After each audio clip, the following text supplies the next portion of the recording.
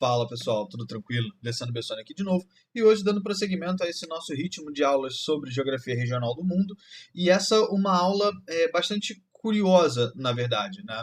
Essa é uma aula bastante geral a respeito da bacia do Pacífico, certo? Que é uma região do mundo aí onde a gente tem um enorme dinamismo econômico, então é óbvio, né? O ideal seria a gente trabalhar essa aula separado, né? A gente tem uma aula para o Japão, uma aula para tigres asiáticos, uma aula para a China, certo? Mas por conta aí do nosso cronograma mais apertado, eu acabei optando por fazer essa análise mais geral a respeito dessa região e focar num aspecto muito importante aqui que une, né, esses três países, que é o modelo aplicado para gerar o desenvolvimento econômico que esses países vêm apresentando até então.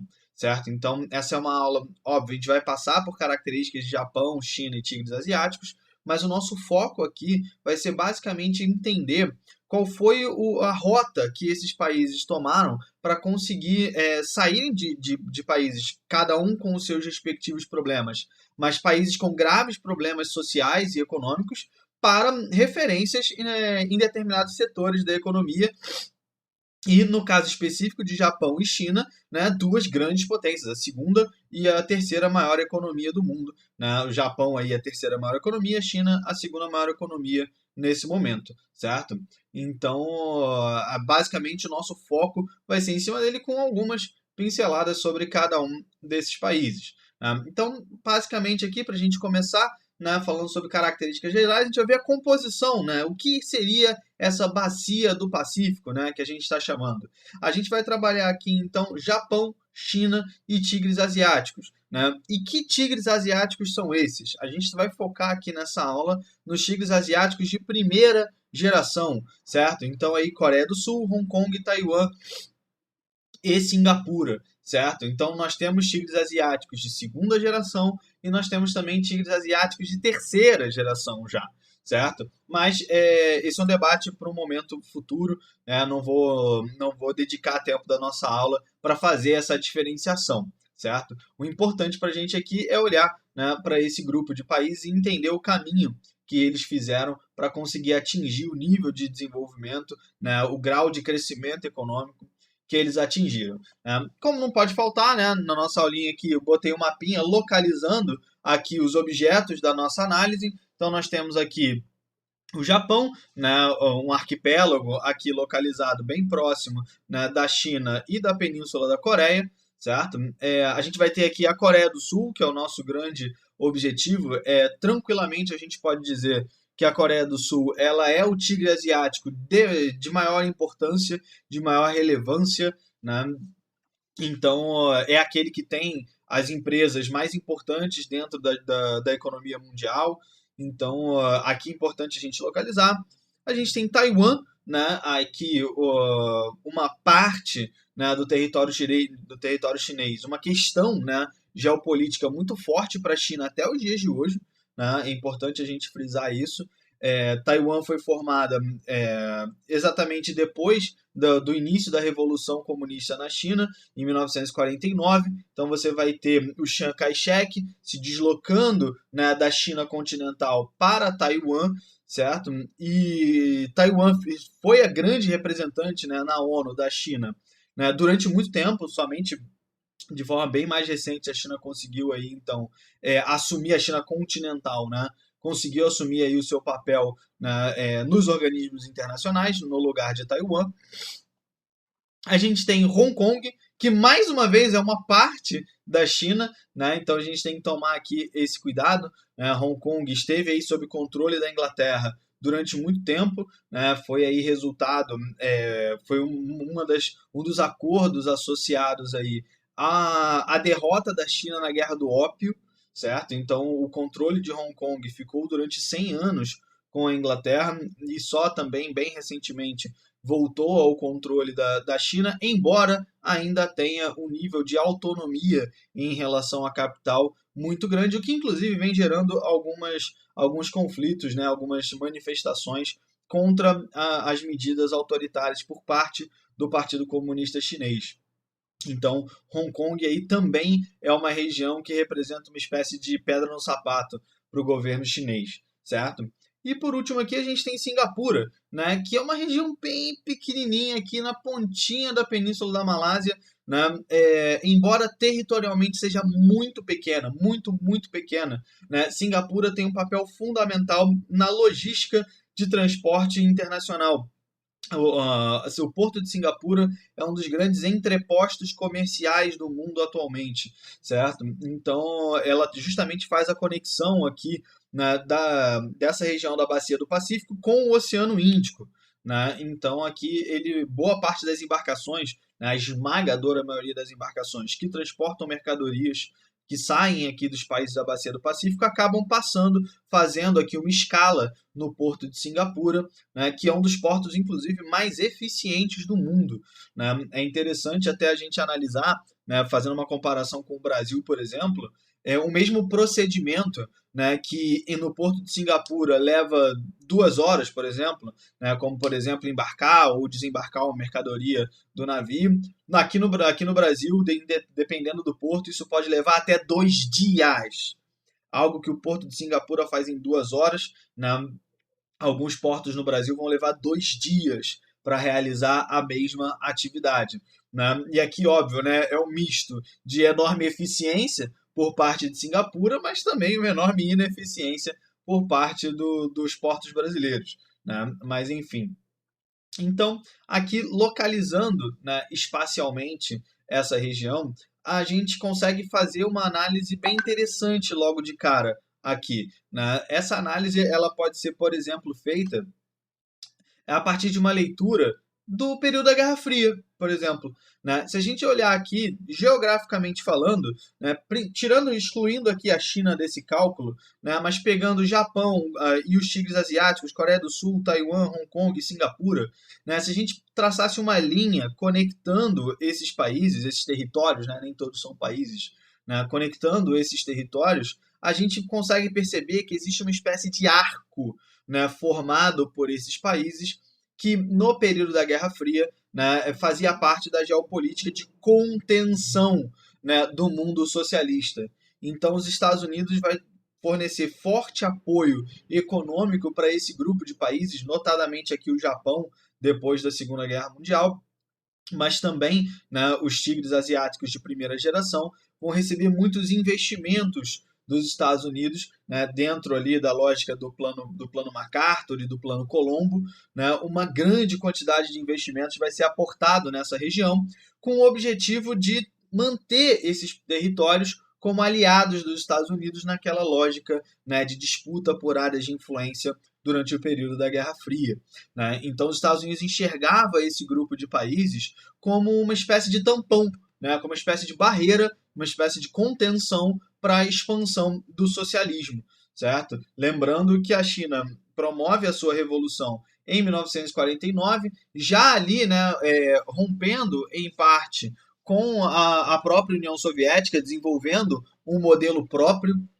Alguns autores, inclusive afirmam que a China percebe que o modelo aplicado no território soviético não tinha futuro desde do final da década de 40, início da década de 50 do século 20, né? E aí isso viria a se confirmar, né, só no final do século, né, já ali na virada da década de 80 para a década de 90, né, com a queda do Muro de Berlim, a dissolução da União Soviética, né, e a China se tornando aí, né, assumindo esse papel de grande protagonista do socialismo, né? Olhem sempre para a China como socialista, sempre entre aspas, né? Porque a China ela até vai manter algumas práticas como o regime autoritário, né, o unipartidarismo, certo? Um controle muito rígido em cima da população, mas na prática, né, você vai ter uma economia bastante conectada, né, com o restante do mundo, né, fazendo parcerias econômicas com diversos países, trazendo muitos investimentos diretos para o seu território, fortemente integrada na economia capitalista. Né? A gente vai falar um pouco melhor sobre isso mais para frente quando a gente for falar de zonas econômicas especiais. Né? Mas olhem sempre para a China, o socialismo da China sempre entre aspas, né? Eles têm uma expressão para isso, né? Eles chamam que é um socialismo de mercado, né? Que é um termo meio paradoxal por si só, né? Porque se é socialista, como é que é de mercado, né? Sendo o mercado uma lógica completamente vinculada ao pensamento capitalista. Então, entender a China não é um processo banal, né? A China é uma economia bastante complexa, é uma sociedade, uma civilização muito complexa, com mais de 4.000 anos de história, certo? Então, então olhar para a China de maneira e tentar simplesmente, ela é socialista e ponto, é muito simplista, certo? Vamos tomar cuidado aí com essas simplificações, com essas generalizações muito rasas, tá? Então, entendendo aqui, né, a distribuição espacial dos territórios, vamos finalmente debater o nosso aspecto principal aqui. Como é que esse conjunto de países conseguiu sair de uma condição socioeconômica muito complicada, né? Se você pega, por exemplo, o caso do Japão, o Japão vem destruído de 2 bombas atômicas, né, ao final da Segunda Guerra Mundial.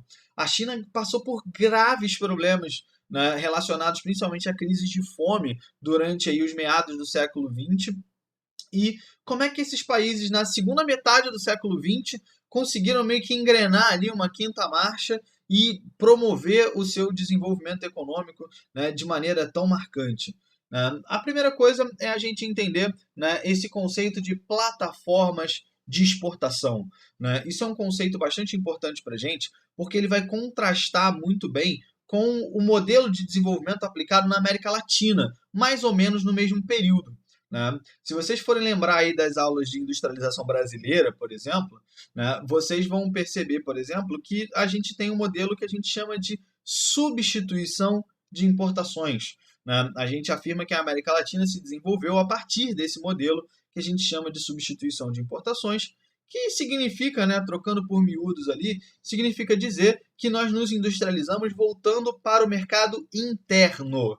A América Latina se industrializou, né, na medida em que ela começou a ter dificuldade de importar, de continuar importando o que ela necessitava, então ela passou a produzir internamente o que antes ela importava. Por isso que a gente chama de substituição de importações.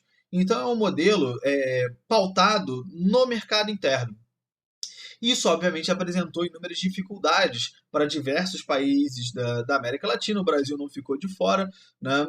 Existe uma limitação na capacidade de consumo nesses mercados. Né? São países, todos eles subdesenvolvidos. Né? Você até pode considerar aí o Brasil como um país emergente, a Argentina como um país emergente, mas isso não tira desses países, né, os graves problemas sociais.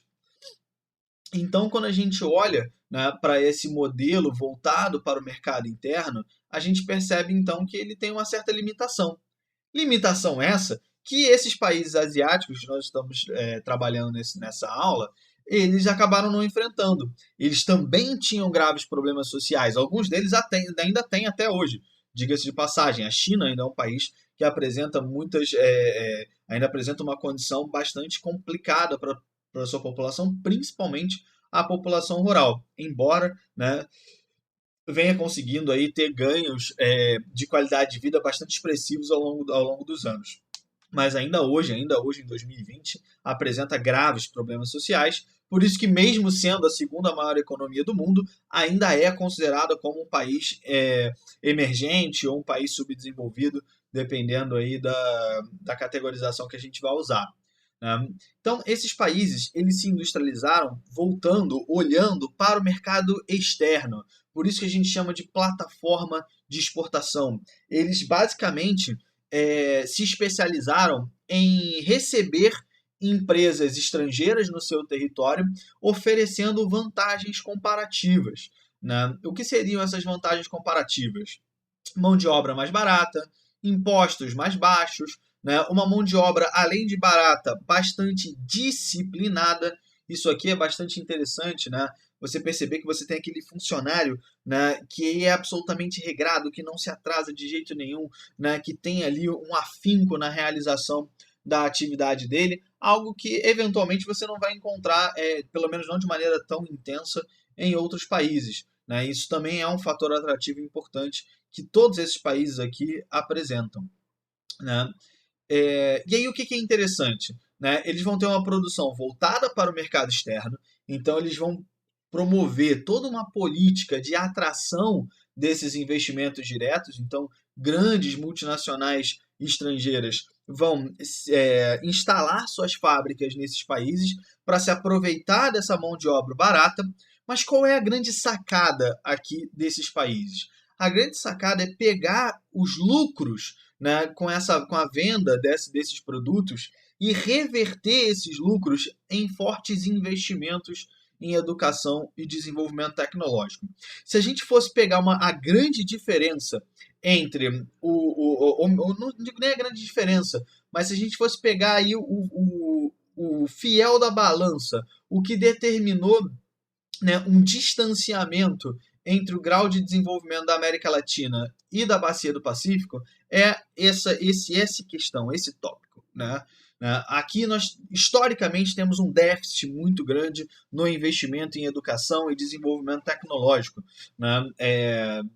No caso brasileiro, especificamente, né, você vai ter as universidades públicas como esses grandes centros de desenvolvimento tecnológico no Brasil, né, e ao longo de boa parte da história do Brasil, com a exceção aí de alguns anos no início do século XXI, nós sempre tivemos um déficit muito grande, né, no aporte de investimentos para o setor de pesquisa e desenvolvimento, né? Isso se reflete diretamente no baixíssimo número de empresas de tecnologia que o Brasil detém, por exemplo, né? Então, o Brasil não vai ter uma grande empresa, por exemplo, relacionada à informática. A gente tem a Positivo, verdade, né? Mas não é mistério para ninguém que a qualidade dos produtos da Positivo fica bem mais aquém, né, de concorrentes internacionais, como Apple, Samsung, Microsoft, né, então a Sony. Então, os dispositivos desenvolvidos pela Positivo,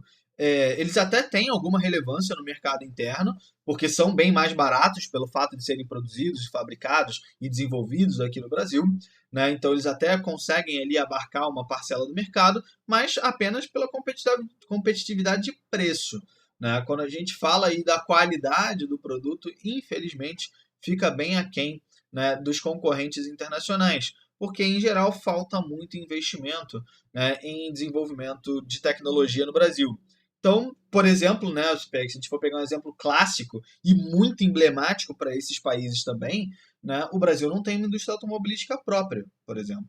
Né? Nós tivemos, o mais próximo que nós chegamos foi a Gurgel, né, que faliu com a abertura da economia brasileira na década de 90. Então, o Brasil não tem uma indústria automobilística própria. A gente fabrica automóveis de empresas estrangeiras dentro do território brasileiro. Né? Então, você tem a Ford Brasil, você tem a Chevrolet Brasil, você tem a Fiat Brasil, né? Mas são todas empresas estrangeiras com filiais no território brasileiro. E a maior parte desses lucros são remetidos de volta para o país de origem dessas empresas. Então o grande diferencial aqui, né, que vai promover esse distanciamento, que vai fazer com que esses países que estão ali se industrializando mais ou menos na mesma época, né, a partir aí da segunda metade do século XX, aqui a gente vai ter países que vão atingir patamares altíssimos, né, de desenvolvimento tecnológico, enquanto na América Latina a gente fica aí bastante defasado nesse quesito, certo? E o grande elemento aí definidor dessa diferenciação é o grau de investimento em educação e desenvolvimento tecnológico. Então, aqui a gente vai ter esse binômio, né, de você conseguir você reverter esse lucro a partir da atração das empresas estrangeiras para o seu território e aplicar esse lucro no desenvolvimento da qualificação da sua população, né, da qualificação da sua mão de obra. O que permitiu, por exemplo, a esses países desenvolver as suas próprias indústrias. Né? Você pega no caso do Japão, o Japão ele vai ter aí, por exemplo, a Sony, né? Que foi durante muito tempo uma referência em telefonia móvel, por exemplo, hoje está um pouco para trás, né? Mas ainda é muito forte, né, na produção de televisores, por exemplo, né? Teve muito forte, já esteve mais forte, né? Mas ainda tem uma relevância razoável na produção de notebooks, por exemplo. Então, aqui bastante importante. Quando você pega, continuando no Japão, falando da indústria automobilística, você tem 3 grandes indústrias automobilísticas japonesas. Você vai ter a Toyota, você vai ter a Honda e você vai ter a Nissan, né? Além de outras, como a Subaru, por exemplo, né? Então, essas empresas são muito fortes hoje no mercado internacional, graças ao investimento em educação que o governo fez ao longo desse período, se aproveitando aí dos lucros dessa industrialização voltada para a exportação, né? No caso da Coreia do Sul, que é outro exemplo bastante emblemático aqui, mesma coisa se aplica. Galera, uma das maiores empresas de telefonia móvel do planeta, né, é a Samsung, que é sul-coreana, né?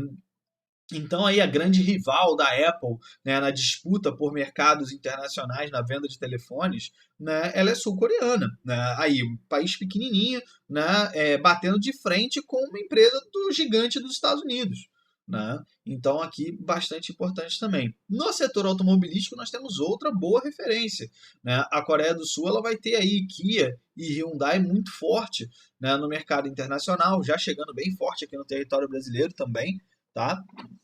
Então, mais aí um outro exemplo bem forte, né, bem sólido, né, do sucesso desse modelo de desenvolvimento. E a China, que é a última aí nesse processo, né, a gente percebe que o Japão é o precursor da aplicação desse modelo, né, das plataformas de exportação aí na década de 60.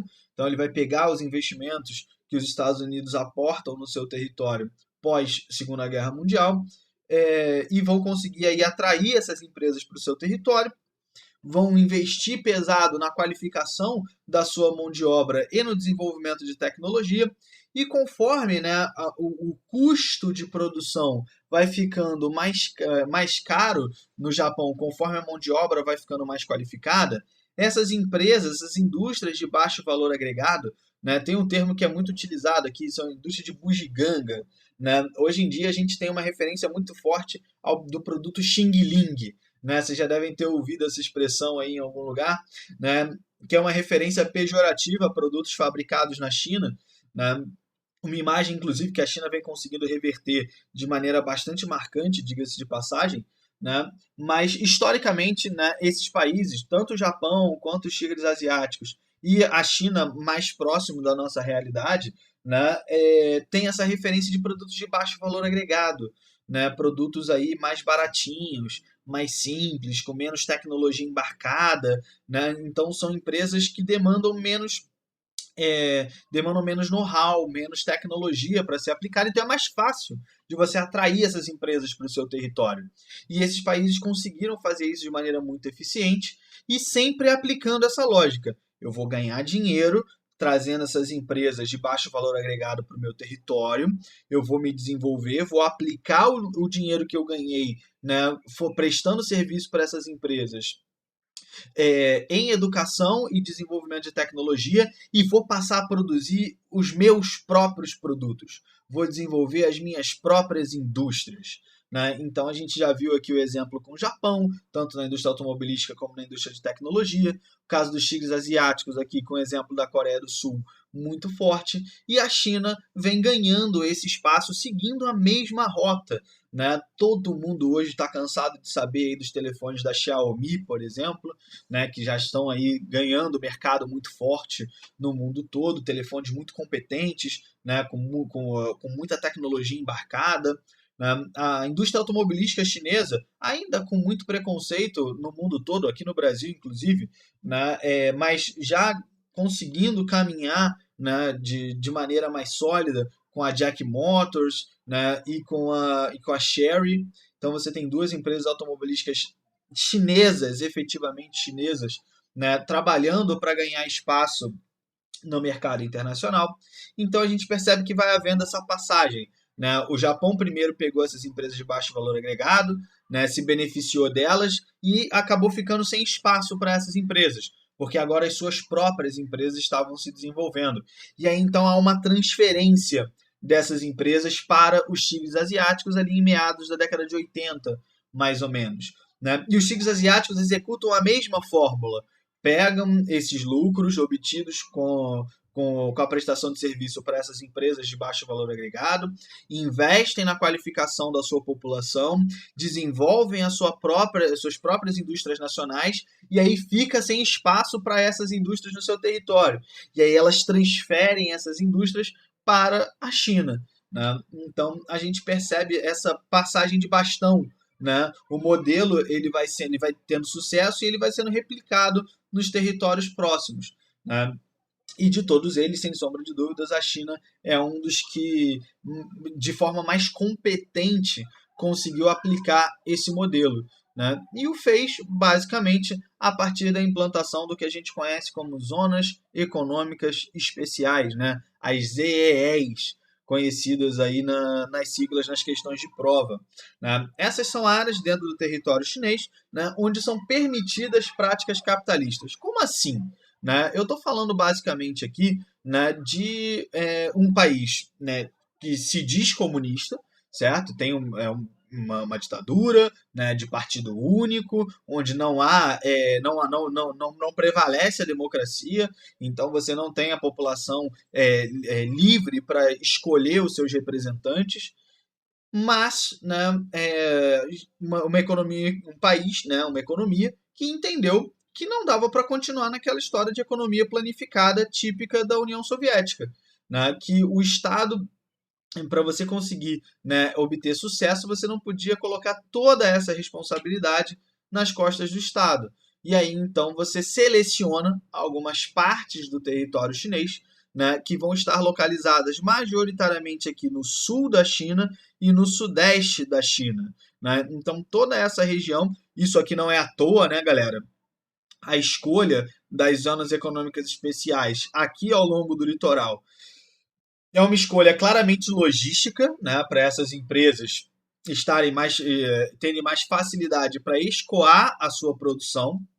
Então está longe de ser uma escolha aleatória. Então você coloca essas zonas econômicas especiais ao longo do litoral para facilitar essa logística de exportação, muito bem adequada ao conceito de plataformas de exportação, diga-se de passagem, né? E graças à aplicação dessa estratégia das zonas econômicas especiais, a China é conhecida atualmente como a fábrica do mundo, né? Basicamente, hoje você não consegue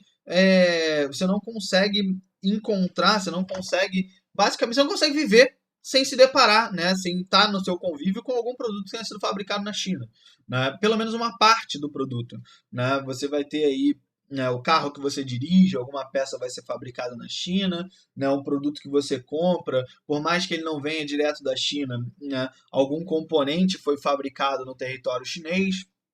Então, a China hoje ocupa esse posto de fábrica do mundo, basicamente, né? E isso está muito relacionado ao sucesso da aplicação desse modelo de plataforma de exportação, né? Então, isso que eu acho interessante na análise dessa aula, né? Porque a gente consegue encontrar um fio condutor entre os países dessa região no que diz respeito ao sucesso da aplicação de um modelo de desenvolvimento, né? E esse modelo é justamente isso que a gente está discutindo aqui das plataformas de exportação, né? E aí você olha e tem um sucesso claro desse modelo, né? Você vai ter a China como a segunda maior economia do mundo, o Japão atualmente como a terceira maior economia, mas já foi a segunda maior economia do mundo, né? E a Coreia do Sul como um exemplo muito emblemático, né, de um país que consegue superar a condição de subdesenvolvimento, né? Um país que conseguiu ali, então, pegar os lucros obtidos, os ganhos econômicos obtidos com o seu processo de industrialização e reverter isso para a qualidade de vida da sua população, né? Então, hoje, a Coreia do Sul é um dos raros exemplos no mundo de país que conseguiu superar essa barreira do subdesenvolvimento. Ele era subdesenvolvido e agora pode ser chamado de um país desenvolvido, né? Isso é muito, muito interessante, pessoal. Essa análise realmente é muito importante de ser feita, né? Porque a gente tem uma rota, né? A gente tem um caminho, né? Não óbvio, aplicar esse modelo não é algo banal, né? Lembrem-se do que a gente comentou aqui, né? Você tem uma mão de obra barata e disciplinada. Então, a China, por exemplo, ela é acusada várias vezes de trabalhos análogos à escravidão, né? Com longas jornadas de trabalho, né? Com condições muito precárias, com pouquíssimos benefícios para os trabalhadores, né? Então, a gente também não pode cair no erro de repente olhar e falar, isso aí que o Brasil tem que fazer para dar certo, né? Não necessariamente a cópia desse modelo e a sua aplicação no território brasileiro gerariam os mesmos resultados que geraram lá na China, né? Porque a nossa população é diferente, ela tem uma perspectiva muito diferente a respeito do que significa o trabalho, né? Do que significa. Você pega, por exemplo, um japonês, e o japonês tem vergonha de falar que está de férias, né? Isso no Brasil é um absurdo, né? Se você for pensar. Aqui a primeira coisa que a gente faz quando entra de férias é falar para todo mundo, postar nas redes sociais e viajar, né, e mostrar, né, para todo mundo que você está de férias, que você está curtindo, que você está aproveitando, né, enquanto no Japão o período em que você está de férias ele é interpretado como um período meio vergonhoso, porque você não está contribuindo para o desenvolvimento do seu país, né? Então, na visão do brasileiro, isso seria um absurdo e certamente não seria bem aplicado. Então, isso também gera uma dificuldade aí de uma importação direta desse modelo. E um outro tópico, né, que eu acabei passando direto aqui, mas a gente não pode deixar de falar, é justamente o fato de que esses países representam um gigantesco mercado consumidor em potencial, né? Só a China a gente está falando de 1,4 bilhões de pessoas, né? Então você tem aí uma população muito grande que vem melhorando de qualidade de vida rapidamente ao longo do tempo, certo? Então as empresas olham para esses países e têm muito interesse de investir nesses países, de abrirem fábricas nesses países, para poder vender os seus produtos para essa enorme quantidade de gente, né? Então você pega a região da Bacia do Pacífico, ela tem aproximadamente 20% da população mundial, né? Então isso também é um outro fator que ajudou muito, né, no sucesso desse modelo de plataforma de exportação. Porque isso é mais um fator atrativo para as empresas. Não, eu vou colocar a minha empresa lá, porque além de fabricar, além de me aproveitar da mão de obra barata para exportar isso para o mundo todo, eu ainda posso vender naquele mercado interno e ganhar muito dinheiro com isso, né? Então, isso daí é um outro aspecto bastante importante de ser mencionado aqui, né, nesse modelo de plataforma de exportação. Certo, galera? Pessoal, eu vou ficando por aqui, né?